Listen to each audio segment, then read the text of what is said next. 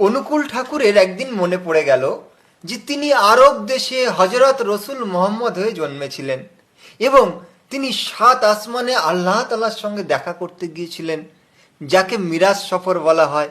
তো এইসব কথা ঠাকুর অনুকূল চন্দ্রের খুব মনে পড়ে গেল এবং তিনি এই সব কাহিনী তিনি বলতে লাগলেন তার শিষ্যদেরকে। ঠাকুরের এই অসীম লীলা, এই যে বিভিন্ন জন্ম তিনি যে বলতে লাগলেন, সেই কাহিনী আমি প্রমাণের সঙ্গে আপনাদেরকে দেখাচ্ছি। দেখুন, এই যে পুস্তকটির নাম হচ্ছে কত কথা মনে পড়ে। এই পুস্তকের লেখক হলেন মণিলাল চক্রবর্তীজি, যিনি ঠাকুরের একেবারে একনিষ্ঠ একজন শিষ্য বলতে পারেন, ভক্ত বলতে পারেন, এবং তিনি দেওঘরে থাকেন। এই পুস্তকটি ছাপানো হয়েছে তপবন প্রকাশন থেকে।